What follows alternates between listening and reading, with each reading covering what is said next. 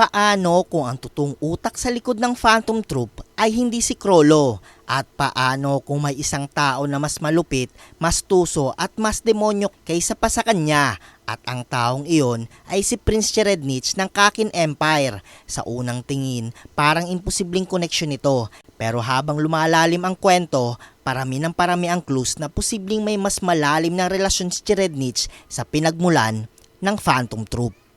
Sa kasalukuyang arc ng Hunter x Hunter, isa si Cherednich sa pinakadelikado at misteryosong karakter sa buong serye. Isa siyang sadistic prince na may obsesyon sa sining, katawan ng tao at kapangyarihan. Ngunit ang mas nakakakilabot dito, parang kapareho niya ang ideology ng Phantom Troop. At dito nagsimula ang theory ng ilang fans. Paano kung si Cherednich talaga ang original founder o mastermind behind the Phantom Troop? Ang Phantom Troop ay nagmula sa Meteor City, isang lugar kung saan ang mga tao ay walang identity at tinatapon lang ng mundo.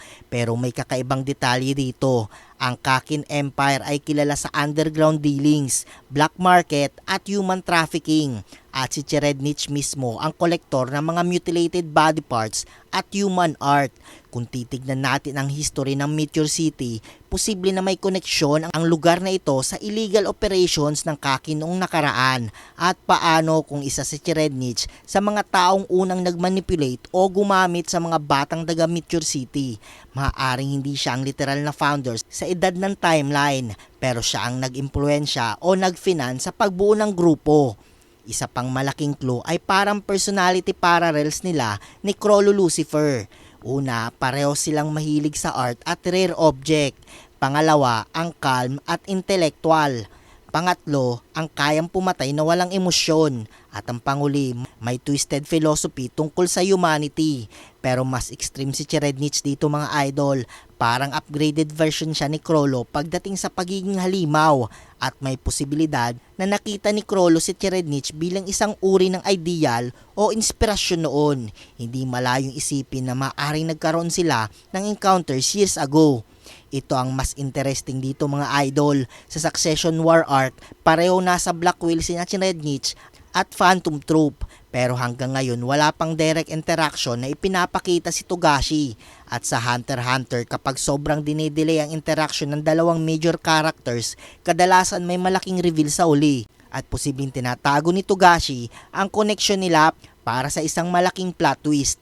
Imagine kung biglang malaman ni Chrollo na ang taong naging dahilan ng paghihirap ng Meteor City noon ay si Cherednich mismo. O mas malala, paano kung dati na silang magkakilala? May isa pang theory ang fans tungkol sa spider symbolism.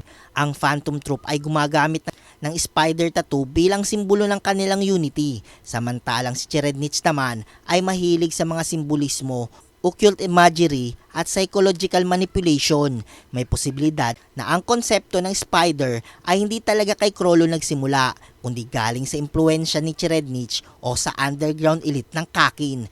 Parang ginawa lang ni Chrollo ang grupo, pero may mas malaking tao na nasa likod ng ideology na ito. Pero ito ang pinaka-importanting part ng theory. Hindi kailangan ng literal founder si Cherednich. May posible na siya ang taong konektado sa trahedya ng Meteor City. At siya ang dahilan kung bakit naging ganito si Chrollo. O marahil siya ang final darkness o kinakalaban ng Phantom Troop na hindi pa nila alam.